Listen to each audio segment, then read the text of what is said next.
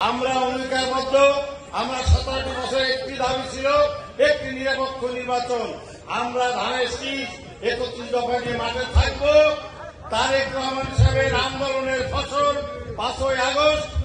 এত parliamentary vote নাই, কোনো কিছু নাই, নির্বাচনে মনোনয়নের জন্য জমা দিতে হবে, দরখাস্ত যাচাই বাছাই হবে, এই প্রক্রিয়াই এখনো শুরু হয়নি।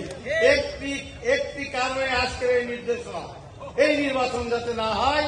5ই আগস্টের পরবর্তী যারা 5ই আগস্টের আগে নাম কষ্ট আমাদের সাথে ছিল, 5ই আগস্টের পরবর্তীতে তারা রাষ্ট্রীয় ক্ষমতার একটি অংশে তারা ভোগ করতেছে। এরা জানে নির্বাচন হলে ইনশাল্লাহ ধানের শীষ পাস করবে। এই বোধদায় থেকে তারা চাচ্ছে নির্বাচন হলে বিএনপি ক্ষমতায় চলে যাবে। অতএব নির্বাচন যদি না হয়, রাষ্ট্র কাঠামোর একটি বিশেষ পর্যায়ে তারা অবস্থান করছে। একমাত্র স্মার্ট সিটি বসুন্ধরা, আধুনিকতায় এক ধাপ এগিয়ে। তারা চাচ্ছে না যে আগামী দিনে নির্বাচন সঠিক সময়ে হোক। আমরা অঙ্গীকারবদ্ধ। আমরা 17টি বছর একটি দাবি ছিল, একটি নিরপেক্ষ নির্বাচন। আমরা ধানের শীষ 31 দফা নিয়ে মাঠে থাকবো। তারেক রহমান সাহেবের আন্দোলনের ফসল 5ই আগস্ট। এর পরবর্তীকালে যে নির্বাচন, এই নির্বাচনকে যদি কেউ বাধাগ্রস্ত করতে চায়, তারেক রহমান সাহেবের নির্দেশনায় যে কোনো বাধা আমরা পেরিয়ে ইনশাল্লাহ তারেক রহমানের নেতৃত্বে দেশে একটি নির্বাচন হবে। এই কারণে আমরা রাজপথে থাকবো, ছিলাম, আছি।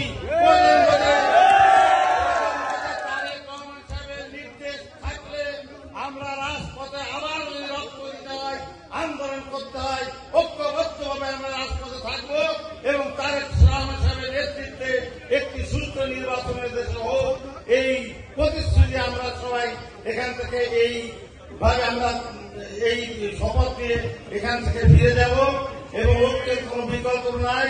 এই সামান্য ব্যাপার নিয়ে নিজেদের মধ্যে কোন রকম কোন ভুল বোঝাবুঝি করা যাবে না। গত 5ই আগস্ট এবং গত 17টি বছর আন্দোলনে আমাদের যে সমস্ত নেতা কর্মীরা নিহত হয়েছেন, যারা জীবন দিয়েছেন, আল্লাহ তাদেরকে শহীদের মর্যাদা দিক।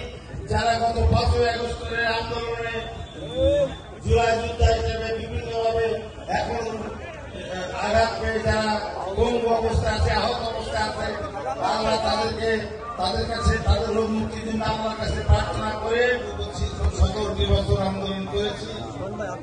এখন তার যে নির্দেশনা, সেই নির্দেশনা অনুযায়ী পথ চলছে। উনি বলেছেন আগামী দিনের নির্বাচনের ধানের শীষের পক্ষে কাজ করতে হবে এবং রাষ্ট্রপতি নির্মাণে 31 দফাটি জনগণের মধ্যে প্রচার করতে হবে। আমি ব্যর্থহীনভাবে ঘোষণা করতে চাই, তারেক রহমান সাহেবের নির্দেশের প্রতি সম্মান রেখে দল যাকে মনোনয়ন দিক, আমার নেতৃত্বে সেই নির্বাচন পরিচালিত হবে।